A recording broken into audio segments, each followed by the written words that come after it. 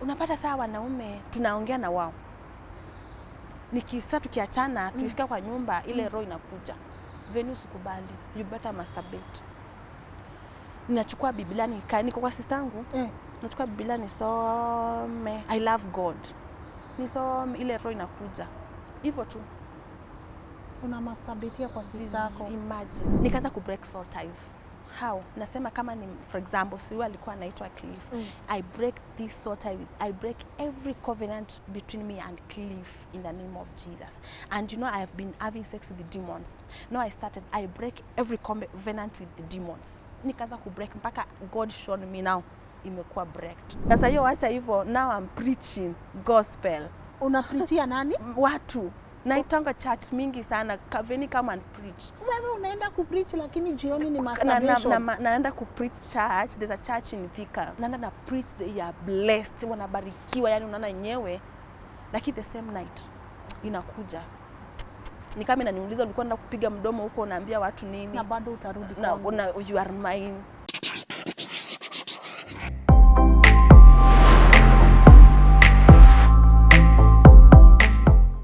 Hello, welcome to Tuko Talks. My name is Lynn Ngugi. Now, my guest today has a story that reads like a scene from a movie. She has slept with demons, snakes, a married man, and was a regular masturbator. So how did she turn her life around? Without further ado, allow me to let her introduce herself. Hello. Hello. How are you? I'm good. Please introduce yourself. My name is Vennie Katoti. I'm born again. I love Christ Jesus. I'm 31 years old. I have a son, baby boy, very handsome. Yes.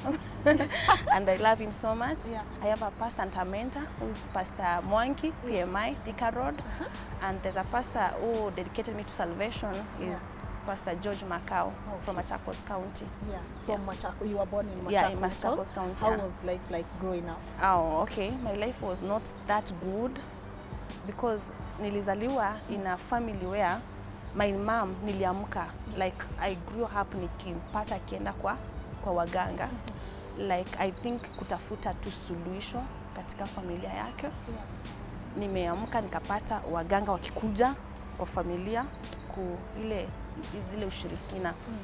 But because God is faithful, ikafika wakati my mom akadecide kuokoka.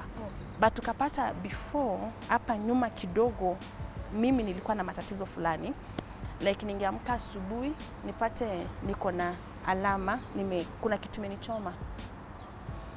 Siku nyingine nikaamka nikapata nimefura uso side moja.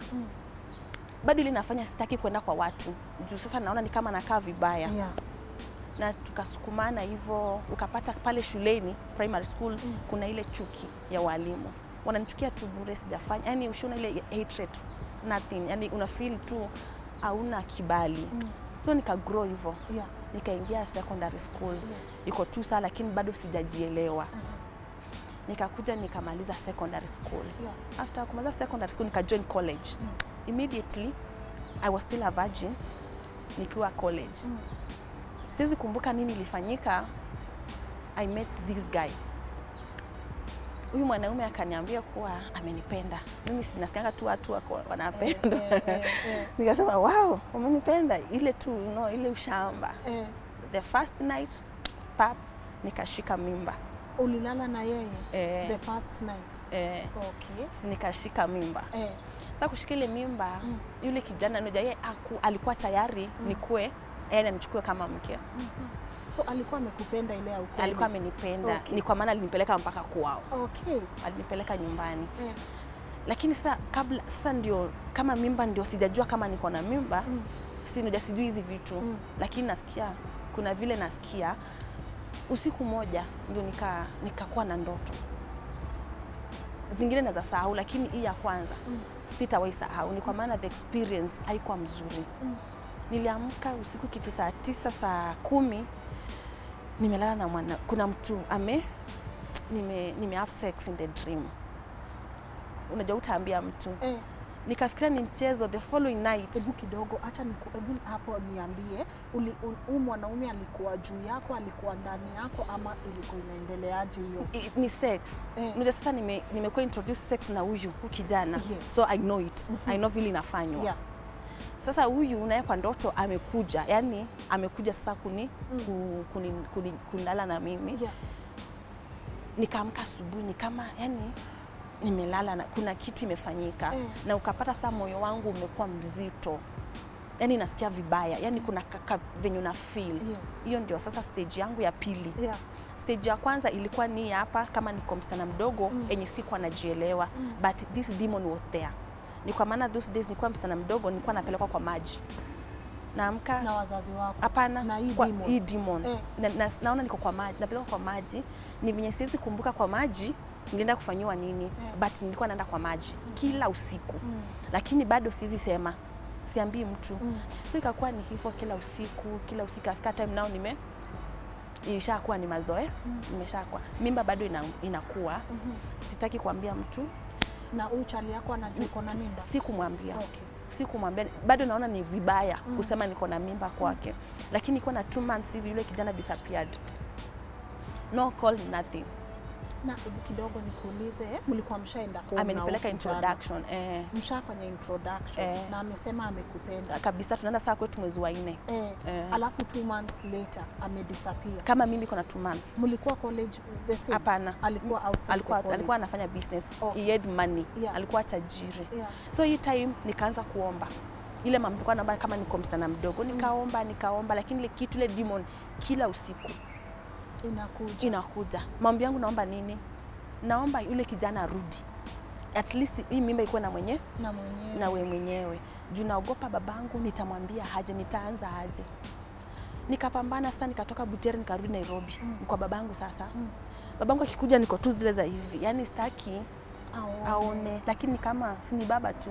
Ni mama tu mmoja aliniseti pale. Nikaenda kumkopa pai niko na ile tamaa.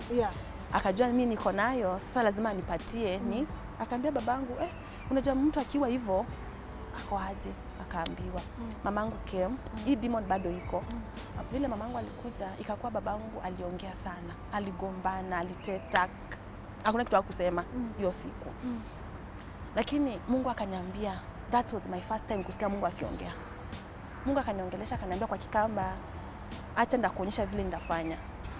Ulijua aje ni Mungu? Sauti, nilisikia tu huyo ni Mungu. Yaani ngoja nitakuonyesha vile nitafanya. Na ni kweli alinionyesha. Juu nilitoka pale nje after hiyo sauti nikasikia nimepata nini? Nimepata amani. Though babangu amegombana, unajua sasa baba anagombanisha mama. Na mimi sasa nasikia vibaya anagombanisha mama juu yangu. Nikapata grace, imagine. Nikaenda ushago. Nikakaa kidogo, sitaki kwenda clinic, naogopa nitaenda kuambiwa niko na HIV. Sitaki sasa. Nile sana kazi, uende sitaki. But I made a decision, I prayed. Kaambia God, kama niko nayo ni sawa, but ni understand Mungu. I did this thing sikuwa najua. Nimejiweka sikuwa najua. Nikaenda clinic, I was negative, nikakuja nilizalia nyumbani. My sister anazapeana hiyo testimony. Sikuumwa. Na sasa ukizaa kabla uzae, hii demon ilikuwa bado in fact sasa hii kwanza sasa iko serious, inakuja in form of wanyama, inakuja in form of mtu mwenda wazimu. Na hizi vitu siambii mtu. Umejiwekea. Siwezi staki, yani inakupea spirit of fear. Nilipojifungua bado hii pepo iko. Sasa ni kama ili sijui ni kugroma ndasema ilifanya nini. Now it is coming wakati nimekaa chini. Ikifika 6 ya jioni inakuja. So una masturbate kama umekaa chini? No, masturbation haijafika. Okay. Hii ni stage ya pili. Masturbation. Okay. Sasa hii nayo inakuja kama nimekaa, I feel like, you know, sitaki mimi kabisa, sitaki, but yani inanifanyia vibaya. Nasikia hapana, like niache mtoto niende kwa bed, like ikishafika 6 it's another story. Nikapambana nayo, nikakuwa naomba, lakini wapi. Nikakuja Mungu akanisaidia, nikapata kazi Nairobi. Sasa ikadisappear yenye sasa si haikuji. Yani hiyo kulala na mimi haikuji sasa. Nikafanya kazi vizuri. Mungu yeye amenipea favor biashara. Mtu akinyajiri kwa biashara yake ina prosper vizuri sana. So nikaandikwa kwa muhindi. Ule muhindi within aliandika kama leo nilifika job saa 4, kesho yake I was the manager. Ati? Ebu? Umeandikwa job leo, kesho nimefika, nimetoka ushago. Na mtoto umekaa na yeye? Nimeacha kama ako na 13 months. Nilipata wafanyikazi wengi pale, lakini the second day I was now to say nani anafaa kufanya kazi hapa, nani anafaa kutoka.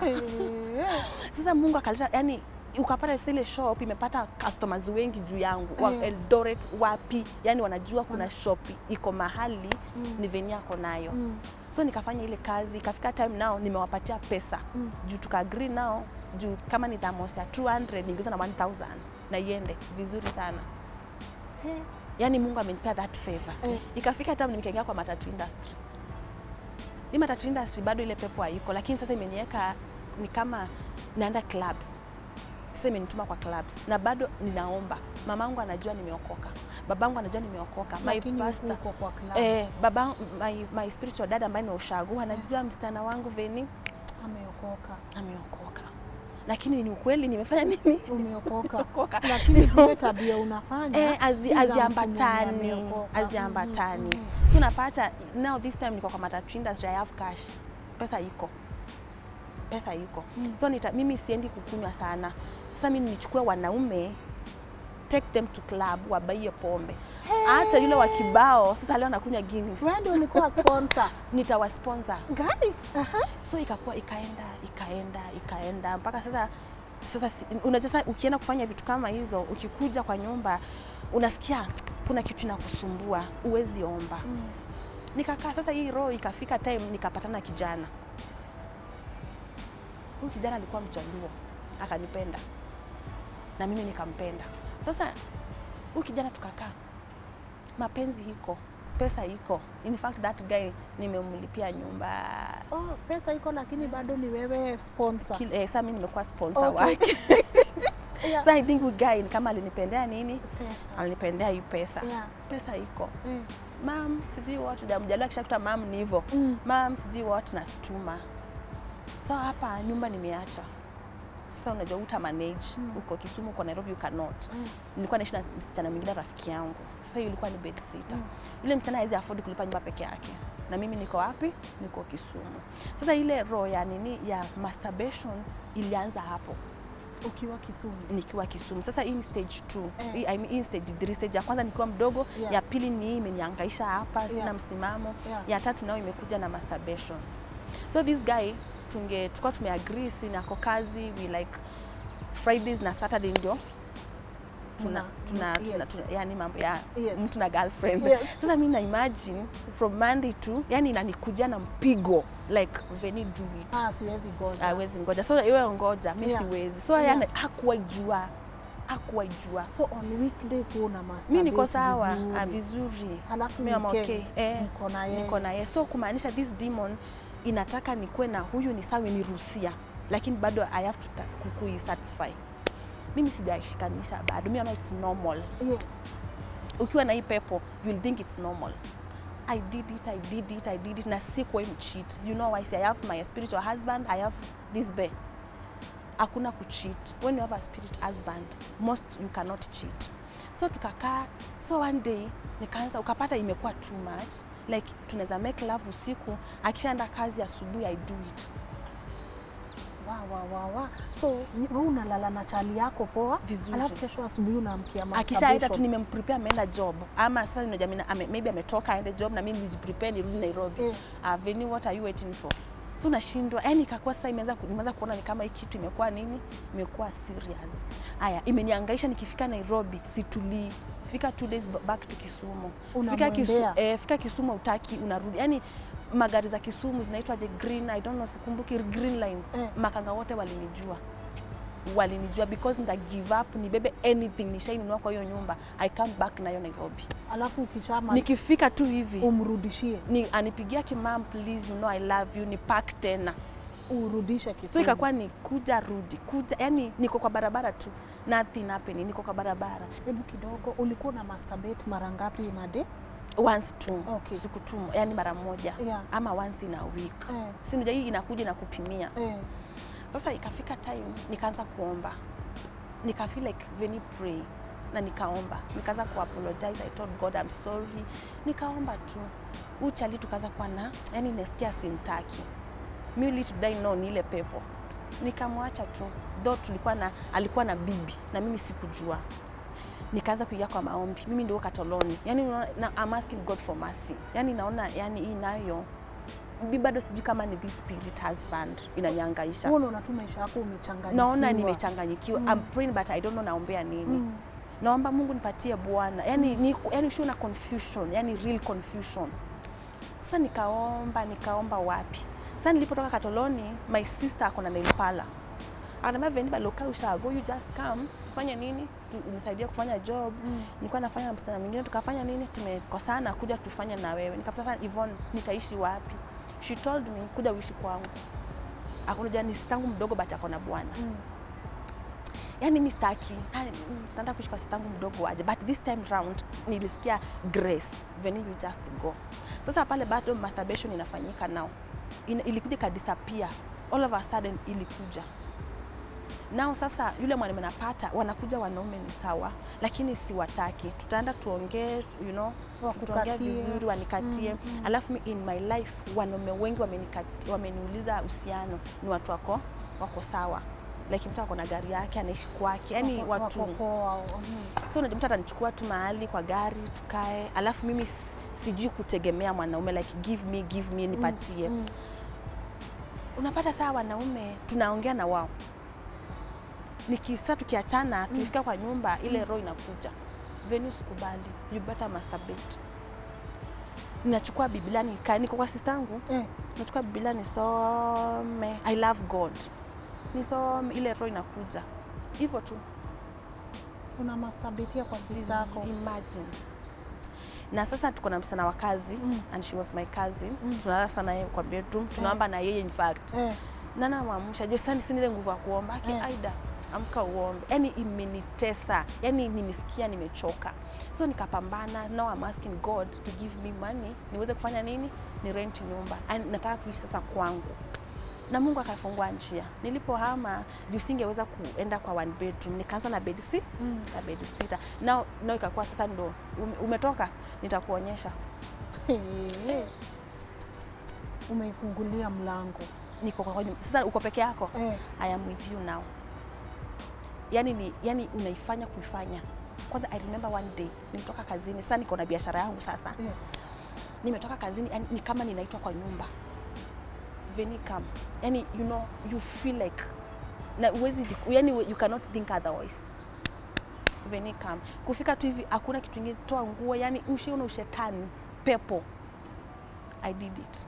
Sasa ukishamaliza ndo unaanza kulia. Guys nimefanya, God forgive me. Yani sijui kama una understand kale ka kitu. Guilt. Nikakaa so one day I decided mimi hii nyumba ni ndogo kwangu, I want a one bedroom. So I called ile nyumba nimeishi kitambo. I told Joshua ni best yangu. Joshua mimi nataka nyumba hapo. Kuja. Sasa nilipoenda the first ndio sasa hapa ni stage ya 4 inajimanifest. Sasa ninaona huyu ni mtu. I remember kama niko na 2-3 days. Juu venye hiyo nyumba imejengwa ni kuna corridor refu, kuna bafu, yani kuna ka corridor. Yes. Nimeingia kwa bedroom yangu. Nasikia hapo kwa corridor there's someone. Na sijalala. Nasikia yani ile movement, steps. Yes. Na huyo si mwanamke, that is a man. Yeah. Nikaigino tu nikalala. Na bado uambii watu. Utaambia nani? Who will tell you na masturbate? Na sasa hiyo acha hivyo, now I'm preaching gospel. Unapreachia nani? Watu. Naitanga church mingi sana. Vennie come and preach. Wewe unaenda kupreach lakini jioni ni masturbation. Naenda kupreach church. There's a church in Thika. Nilipata kama wako na watu like 50 like 70. Nika prophesy wakakuwa so like 150. Nikamwambia hapana pastor, you need to kuongeza hii church. Now wako like 200 na. But vile wanaenda na preach they are blessed, wanabarikiwa, yani unaona yenyewe. Lakini the same night inakuja. Ni kama inaniuliza ulikuwa unaenda kupiga mdomo huko unaambia watu nini? Na bado utarudi kwa you are mine. So kapata nasikia ile guilty. Nina fast, katikati ya fast nina break, I do it. Sasa kesho yake nakumbuka niliambia mama fulani hapo Joe, kama mimi usiku ile nyumba nilienda, nilisikia kulikuwa na mtu hapo nje. Na wanajua nini, so hiyo story kaishanga aje. So this demon nayo imetoka kwa masturbation. I'm not now masturbating. Imenianza kunituma sasa kwa wanaume. Mimi wale wanaume nimewatesa na hii mwili yangu, they are like. Umewatesa aje? Nimewatesa jinsi hivi. A guy will call me, tuongee, mimi nimpende na yeye anipe Akupende. so now you visit me. Love me kazi yangu obviously ndafunga late na maybe mtu ako job. So it means that ni sleep over. Vennie, you just go. Na kale kana dress kako. Vennie sleep kwa mwanaume. Unajua? Na uko na yeye hapo and you deny him sex. Mimi nimewatch hivi wanaume wakimasturbate. Just okay, wacha tu nijisaidie. Niko hapa but I cannot help. Ile roho itaki imeniambia don't. Kazi yako ni kutesa. Yani hiyo kitu ya mwanaume ingia hapa kwangu. I can kill myself. Yani imeniambia no way, you cannot. Na una feel poa, senye unaona wanateseka hivi una feel aje? Kinaambia si umpe tu. Umpe tu.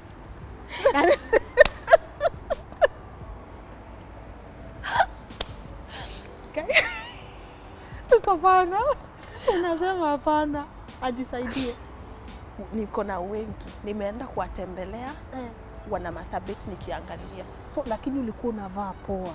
Si unavaa tu. Sexy kabisa. Yani ni kama spirit of, yani ni kama ni me I guess ilikuwa ina introduce watu maybe kwa masturbation. I get you it get now. Yes. So akianza leo asikie vile iko mzuri ataacha. Kuacha masturbation is not easy. On your own you cannot. So one day nimeingia kwa nyumba. Nikaanza kuworship. Ndio sana nijue niko na ngapi? 4. Niko na 4. They came. Na niko peke yangu kwa nyumba. They came. Now bado I'm living in sin. How? Still I'm masturbating. It's not the will of God. And I'm still praying, unajua. So hii pepo I came to realize chakula yake ni fornication. Hiyo ndo chakula yake. So inanisukuma juu inasikia njaa, do it, inashiba, inashika nguvu. So I made a decision. I told God, now I'm giving back my life to you. Akis Mungu aki ni sitawahi kurudia. Date 28, 24 last month. It was April. Now I decided, Vennie, give back life to Jesus. Okoka. Na ukapata niko na hiyo, yani ile wokovu sasa ile ya kweli. Nimeongea na pastor mwingine ameniambia connect yourself to me. Ndio, yani like toa sadaka. So there is no hell. Na mimi Mungu nataka hizi vitu ziondoe because I want to get married. Mungu nataka ndoa, nataka nikuwe na mume wangu. But there is no way ningepata mume kama niko na hizi pepo. No way. Hakuna vile ningepata pesa yenye itanisaidia kama niko na hii pepo. There is no way. God, sasa after decide, God, hata mimi nataka sana fight na hizo demons. Mimi siko na fight, sitaki kufight na demon. God, I want a husband. Give me. Mimi Mungu nipatie bwana. God give me a husband. So I met a verse in the book of Isaiah. Inasema, do not be afraid, do not be disgraced because the maker of the world is your husband. Nikapata point. Nikaambia, you know what demon? I am now married to God. Come and fight God. Nilikasirika Lynn. Ni kwa maana hizi vitu zimenisumbua mpaka inakuja sumelala inakugeuza hivi. Imekuja na you cannot hata upende aje huwezi deny spiritual husband sex. But ukasema enough is enough. Hiyo siku imekuja imeni welcome. Nimetoka kwa nyumba yangu nimekaa kwa sister yangu. Na nimekuja nimerudi kwa nyumba yangu nasikia imekuja. Sasa unajua kuna venye nakujanga. Hey, you know, yani nika feeling una feel fun, yani una feeling you want it. Na hakuna mwanaume it's obvious. This day I told him no way. No way. Nikaingia na uoga, niko kwa nyumba yangu, siwezi chukua simu nipigie mtu. Ilikuwa saa 7 usiku. This is the day I had the encounter with the demons. Ndio nijua kwa ngapi? Nikawaambia, now you know what? At the mention of the name of the Jesus Christ, every knee shall bow and every tongue confess that Jesus is the Lord. Now come and face Jesus. Mimi si nikamwambia Yesu, mimi Yesu tumeshaongea, tumesameheana. Si tuko poa. Tuko pamoja. Ukuje udeal na watu wako. Come stand here. Na si ndio. Mungu tumeshaongea, si tumesha una feel love ya God. Alafu sasa when you confess, I went to confession. Nikapata saka duration Mungu ameanza kunilead. How? Break soul ties. Nikaanza ku break soul ties na baba mtoto wangu. Soul tie na this Luo guy, nika break that soul tie. Na in my life sijawahi date ni huwa mwanaume peke yake. That Luo guy. Na hata saizi akipigiwa simu, Vennie is fantastic. Only that one. Sijawahi tena. Ni mwenye nashika wiki 2, 1 month. Mnaachana. Sitaki. Lakini huyu nilikaa na yeye. Nikaanza ku break soul ties. How? Nasema kama ni, for example, si alikuwa anaitwa Cliff. I break this sort I break every covenant between me and Cliff in the name of Jesus. And you know, I have been having sex with the demons. Now I break every covenant with the demons. Nikaanza ku break mpaka God showed me now imekuwa breaked. Nikaona nini, mtu amenifinya kapimple hapa kwa private, ikatoka usaa na damu. Because I told God, you know what, Fafa, nataka nione damu hivi, I want to see blood, nijue yenyewe imekuwa broken. I want to see hata usaha. Hizo vitu zilieko, God remove them. Yani ni kama kitu nilikuwa nimebeba imekutokea, imetoka. Na hebu niulize, the first day ulikaa tu hivyo like a normal person, hauku masturbate, haukuwa na fikira mbaya, how was it like for you? Kuna venye na feel, I feel good. Yani ile fikra ya sex hakuna, kale ka feeling ka kumasturbate hakuna. Yani kuna venye na feel, you know, na feel. Aya, nilikuwa na kitambo, ningefika tao hivi, utatembea na mimi utaboeka. Juu kila mtu, Vennie ni aje jo twin sister. Nilikuwa na makango wa gari naitwa twin sister. Twin sister jo. Yani ile yule, yani zile tabia za vijana nilikuwa hapo. Nao siku hizi wanasimama na heshima kunisalimia. Unaona? So kuna vitu kabisa in the spiritual realm zimeanza kubadilika. Zimeanza kubadilika. Zenyewe tu pole pole. Kitambo singepata mtu akunichumbia mambo ya bibi. Akukuchukulia seriously. Wengi wao ni maybe you come, you have sex, you go. Most of them. Mwenye maybe nikuwe bibi yake, inakaa kidogo na change mind. Now, tangu nikuwe na deliverance ya Mungu, na tangu sasa niamue my life is now for Jesus. Everything has just changed. Imechange kabisa. Unapata mtu anakuweka chini kwa heshima, anakuongelesha. Yani unaona yenyewe, yani kuna vitu zimefanyika in the spiritual realm ambazo huko unafanya nini? Hazikuwa kabisa. In fact, ninasikia emotional total deliverance. Kitambo Lynn, ingekuwa ni kitambo singekaa na wewe hivi. Sikuwa najua kuongea. Nilikuwa na spirit of fear. This thing will come with the spirit of fear. Nilikuwa naogopa, yani hata nikienda kwa mwanaume, yani niko ile yani wasiwasi, yani si yuko niko kwa wasiwasi fulani. Nowadays I'm very courageous. Na unafeel uongee hii story?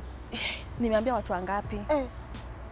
Nimeipost mpaka kwa status yangu, I don't care. I am delivered. Now feel guilt. Which guilt now? I'm in God.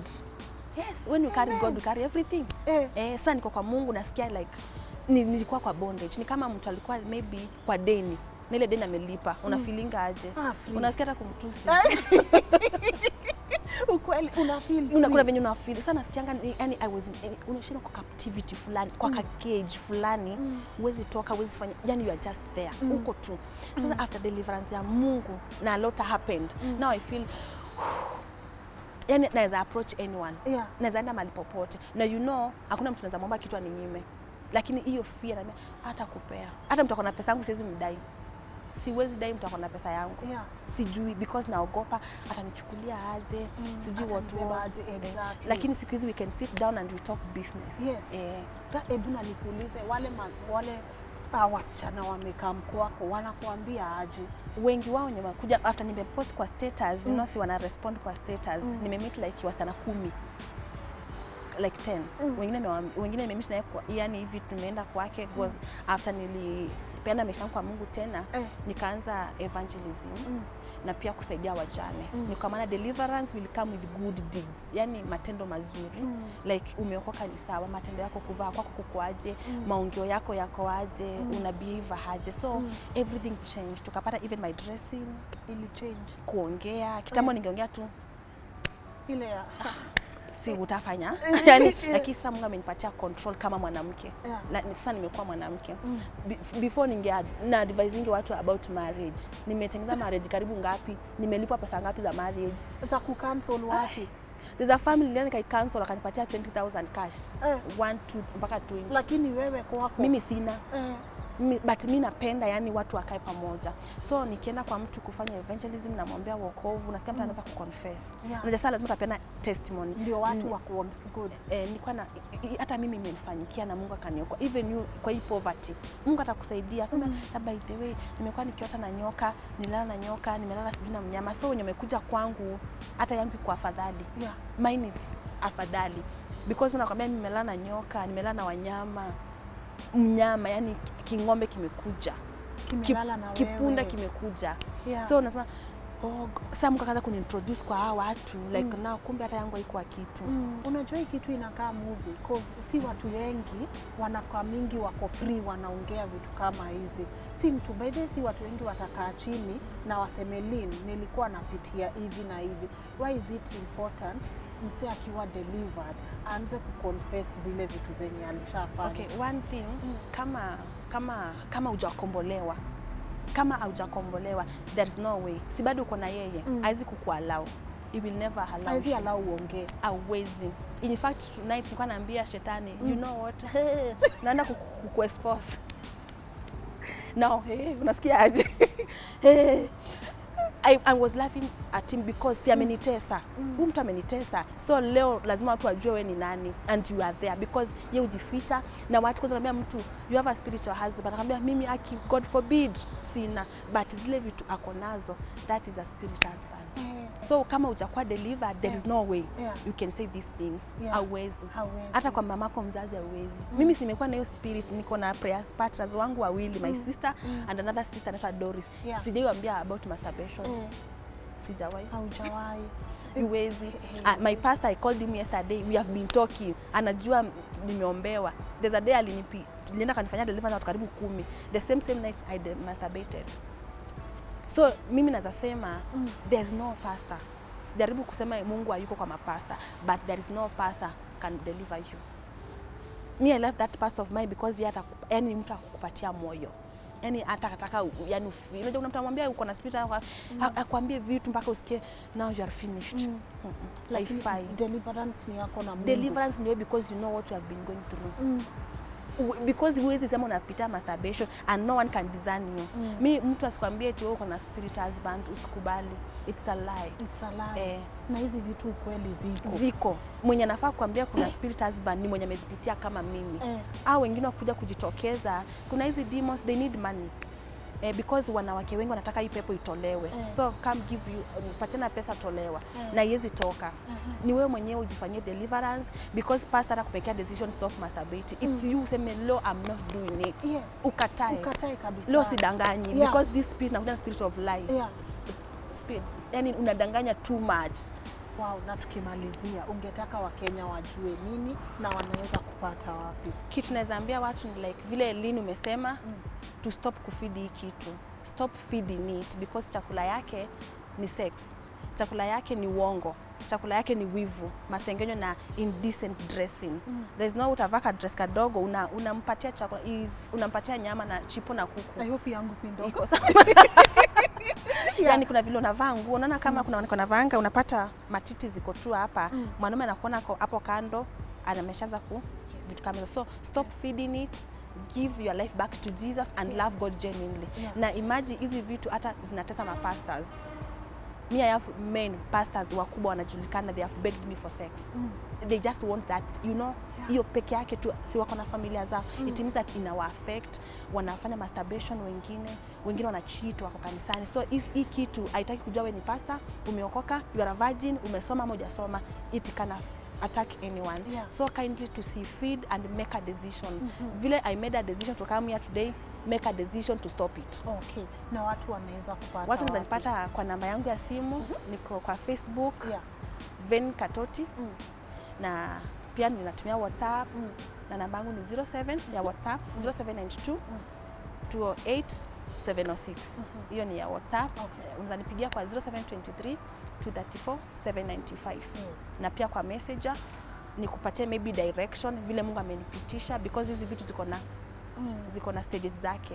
Na kuna pali imefika, kuna ndogo, kuna kubwa, kuna mtu akona stage 2, ako stage ya kwanza, and mimi naweza sema hivi Lynn ya mwisho, it does not matter how far the enemy has gone, he can be stopped. It does not matter how far. The enemy can be stopped. Hata kwa amekujengea mansion tunaweza ibomoa. Hata kama alikufa na destiny yako, tunafufua na tunachukua. We are taking back what belongs to you. We can never we are not suffering again. No way. We are not. Na sijawaambia and I have someone and I'm getting married soon. Yes, and I have no doubt. Yes. You I can like you now things are working out for good. Yani like ile now this is working. Naambia Mungu ninaota auoti. Sijaipigwa na mtu simu like yani we are dating no one. But now I have people. I have someone. You know what? Namtumia neno la Mungu yani I feel good. You feel amazing. Wow, I mean, and no sex before marriage. And he said because you know nimekombolewa. The moment nafanya tu dhambi kidogo hivi it will come. Kwanza kwa nguvu sana because anajua mimi nilitesa. So anajua kunifinish. So pia mimi nafaa kuwa nimesimama ni kuomba na utakatifu all through. Utakatifu peke yake na kupendeza Mungu. Wow. Amazing. I mean guys, mmesikia chenye mmeambiwa. It does not matter how far the enemy has gone. The enemy has gone. Yeah, it can always be stopped. It can always be stopped. Hata kama amefika Mombasa, tunasema asipande ndege. Amen. Wow guys, I hope you've been inspired by today's story. Mmesikia venye mmeambiwa kuna spirit husbands, spirit wives, spirit children, spirit mother-in-laws, father-in-laws, but of importance, stop feeding that enemy. Unaona? Stop feeding it and don't be scared. Hizi vitu zinafanyika and that's why our guest was so brave akakuja kushare story yake. Ndio if you are going through the same thing, upate hii testimony na uone you can also free yourself from that enemy. Let me know what you think of today's story and you can always share your story with us through your email, itakuwa imepiniwa hapo chini. My name is Lynn Ngugi. Till next time, bye bye.